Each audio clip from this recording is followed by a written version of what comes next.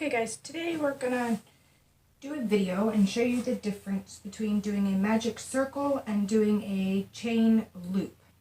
So I'm gonna show you some samples of both of the projects we're gonna do. We're gonna use the exact same pattern, we're just gonna do the beginning part differently. So this here is a magic circle, and as you can see the center is completely closed, all the way closed. And this is the other one. This is what I call a chain loop. And I'll explain why I call it that when we do this actual one. But as you can see, there's a center hole here, which is good for when you're making granny squares and you're making afghans. It's going to give you a little bit more of an airflow. It'll take some weight off of your project, but it's not going to take a whole lot. So either way is perfect for any project. It just depends on your preference on wanting that center hole open or wanting it completely closed. So let's get started. So first you need to choose any color yarn you want to use and any size hook, whatever hook you're comfortable with. And to start, we're going to do the chain loop one first. So to get started, you're going to make a slip knot to go on your hook. So to do that, you're just going to wrap the yarn around your fingers, making sure the one that's attached to the ball is to the back.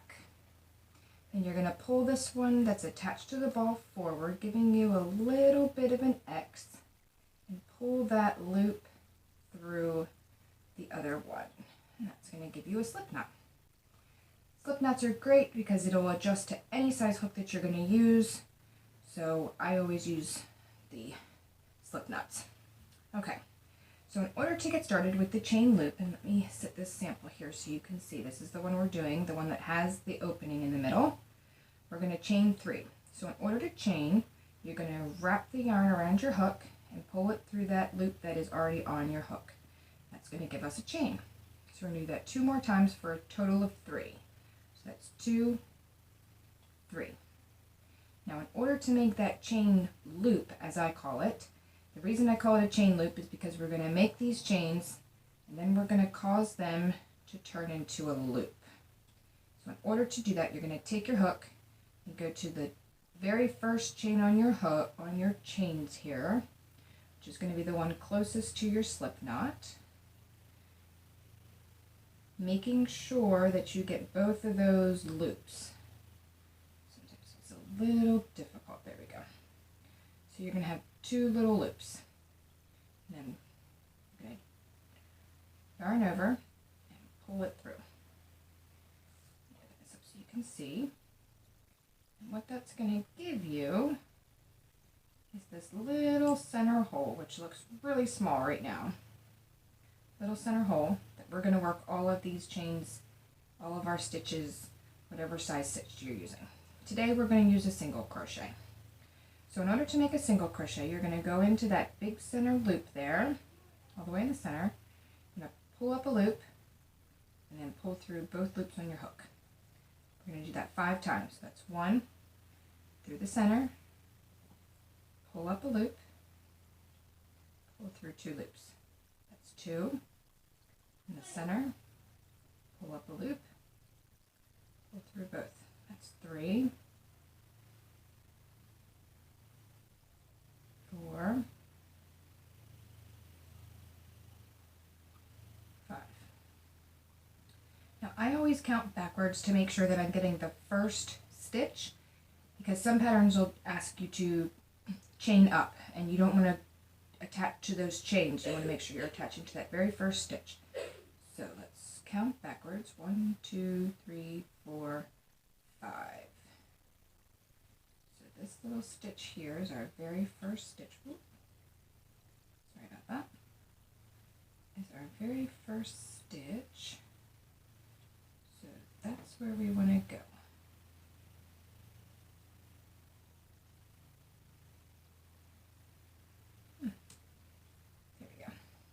Sometimes it's a little difficult. Making sure you have both top loops. See if I can separate them. 1, 2. And we're going to pull through those loops.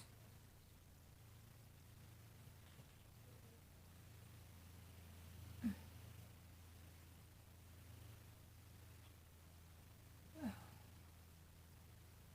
I need to stop chaining so tight. There we go. And then pull that through. Sorry about that, guys. Now, in order to start our petals, we're going to make these petals. And they're kind of tall, so we want to make sure that we get that height before we do the stitch that's actually the petal. So we need to chain 3. So 1, 2, 3. Now we're going to go back into that same stitch. Loosen that up a little bit. There we go. Same stitch, but we're going to do a triple crochet. Sounds very difficult. It's very simple. So in order to do a triple crochet, you're going to yarn over twice. So you kind of have 3 loops on your hook to start. Then we're going to go into that same stitch we were just in and pull up another loop. That's going to give us 4 loops on the hook. Yarn over and pull through those first 2. So now we have 3. You're going to yarn over and pull through 2 more. Now we only have 2. So you're going to yarn over and pull through those last 2. Okay, let's do that again. Yarn over twice into the same stitch. Pull up a loop. You have 4 loops on your hook. Yarn over, pull through 2. Yarn over, pull through 2. Yarn over, pull through 2. We do that one more time in that same stitch. Pull through 2. Pull through 2. Pull through 2. Now to finish the petal, we're going to do the same thing as we started. So we're going to chain 3. 1, 2, 3. Now we're going to go into the same stitch and do a slip stitch. So you're going to pull up a loop and pull it through that loop that's on your hook. Pull it kind of tight. So now we've made our first little petal. Now we're going to do that in every single stitch all the way around back to the beginning. So we're going to slip stitch into the next stitch. So we're in the right one. We're going to chain 3. 1, 2, 3. Now we're going to do those triples again. So we're going to yarn over twice, go in the same stitch, pull up a loop. Now you have 4 loops. Pull through the first 2, pull through the second 2, pull through the third 2. So it's kind of like doing the same step 3 times, which is why I remember it's a triple. Yarn over twice. You start with 3 loops, and then you slowly take them off. Once, twice, 3 times.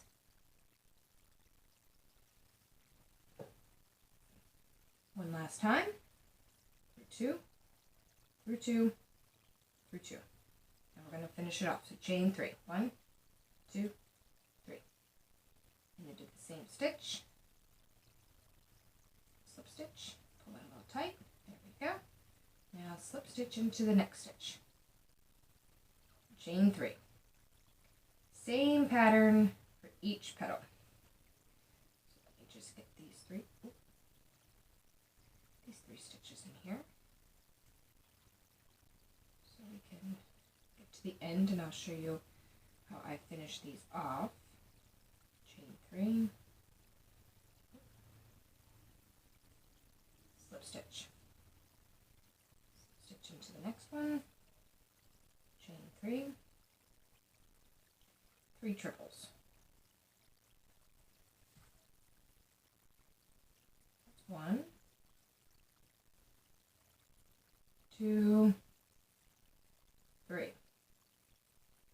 Now chain 3. This is a pattern that is so simple to memorize and it's so adjustable. Depending on how many stitches you start with, depends on how many petals you get. So if you start with 10 stitches, then you can make 10 petals. The more petals you make, the fuller it's going to be, and it will pop up a little bit instead of laying perfectly flat when you attach it to any given project. And the more stitches you put in, the larger it's going to be. So it all depends on the project you're doing, on what you're attaching it to. Okay, we're going to slip stitch this last petal closed. Okay, now we have the 5 little petals.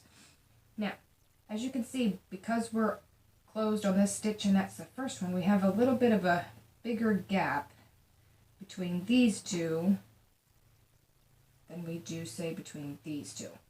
So what I like to do is I like to go back into that very first stitch and slip stitch that closed, and it kind of pulls that gap closed, so it's not as noticeable as the others.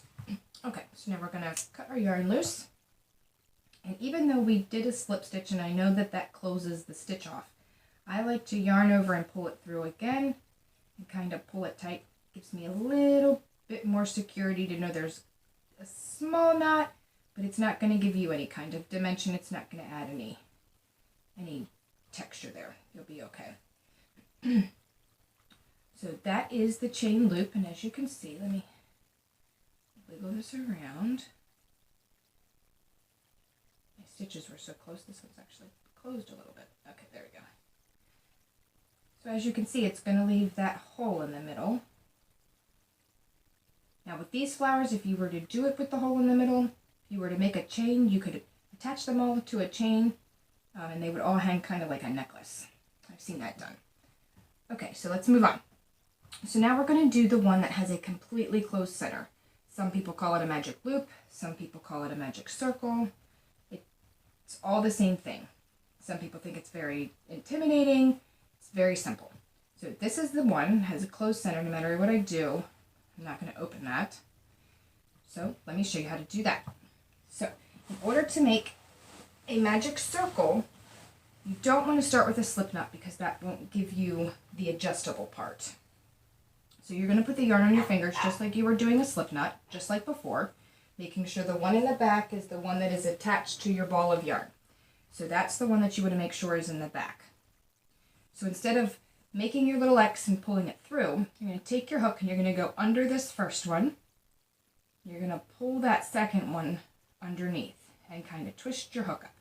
That's going to give you this little X on top here, right there. Then we're going to grab our working yarn and you're going to pull it through that stitch just like you were making a chain. And that's going to secure your loop with your first stitch. So this is why they call it a magic loop. If I magically pull on that tail, that center is going to close up. We don't want to do that just yet. We want to make sure we have enough space to get our stitches in there. So let's begin. Same pattern. So we're going to put 5 single crochets in this center hole here. So we pull up a loop, pull through 2. That's 1, 2, 3, 4, 5. I'm going to pull that ring just a little bit. We'll leave it open a little bit so we have a little bit of wiggle room. So we're going to count backwards. 1, 2, 3, 4, 5. So this is our very first stitch. So we're going to grab both of those loops. So we have both top loops. 1, 2. I think there was one little strand of yarn left over. It didn't get caught up in there. There we go. Okay, so pull through and we're going to do that slip stitch. So now, I've done that. Looks just the same as it did before. So let's do the pattern. Chain 3 and 3 triple crochets in the same stitch. That's 1,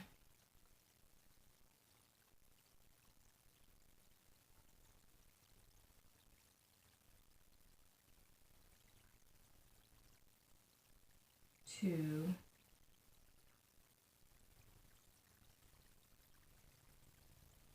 3.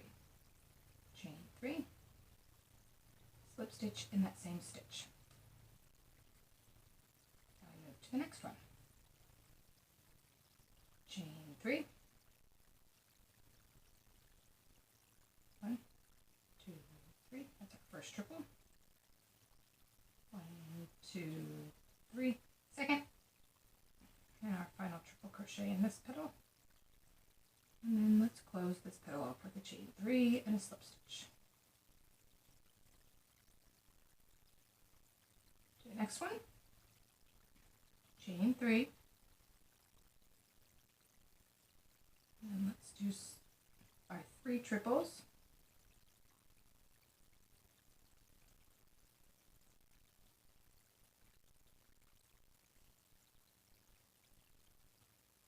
That's 3. And then we're going to chain 3.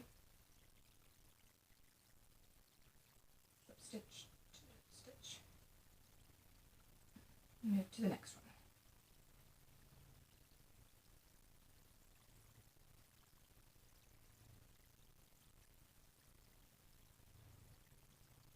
Two,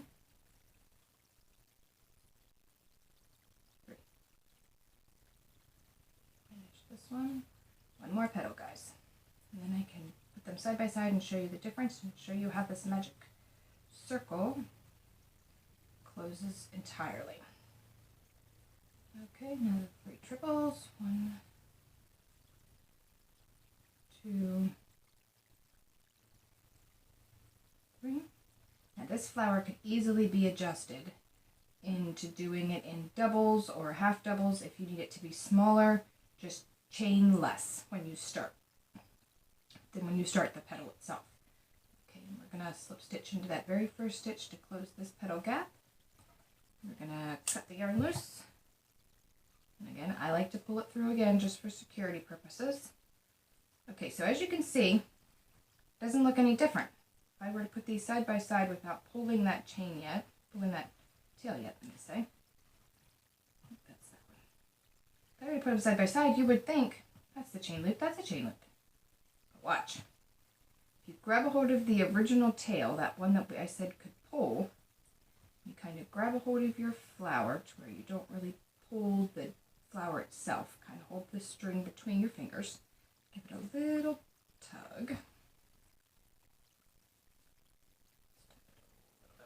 Don't pull too hard or you will break that yarn loose, and you don't want to do that because then you're taking a chance of your center pulling out and all of your petals coming off. So as you can see, no center. So that's the difference between the two.